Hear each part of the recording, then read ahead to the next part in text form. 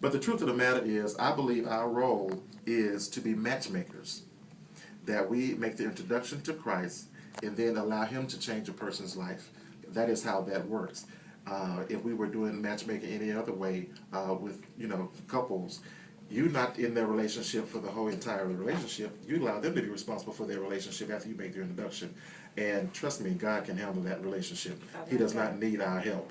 He can handle it. Absolutely. So, and many times I believe that we don't believe the power of God.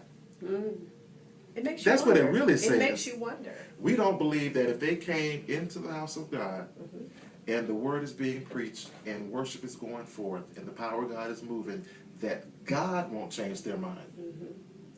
That's on the church. I didn't even think about that, Lord, but that's what came to my mind right there. Good. We don't really believe and trust the power of God, of Him to change people. And we have to begin to trust Him and let Him do it, because what we're doing is pushing them further away, making them more and more rebellious.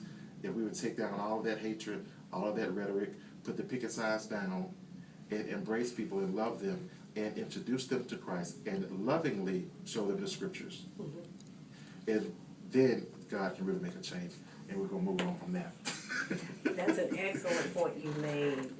It is definitely, I believe, as well, what God wants us to do. And that's what the power of ministry is, and the power of being a witness is. Right. Is when you introduce, make that match made. Right. Make that introduction, then you allow God to do what He does best. Yes. And then the transformation happens. Right. Because when you're seeking God, and say you have that introduction, that's the interest, right? And then you want to know more about that, right? Right. And so you continue to come around, you continue to ask questions, you continue to be involved. But through that introduction and that involvement of that relationship, you start to learn things, you start to change, you start to wonder where you fit in, you start to wonder what your purpose is, you start to loving that person.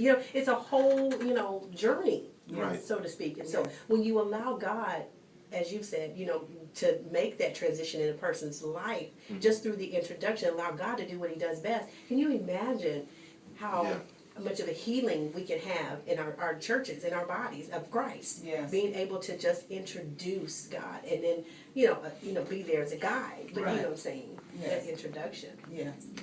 Most definitely.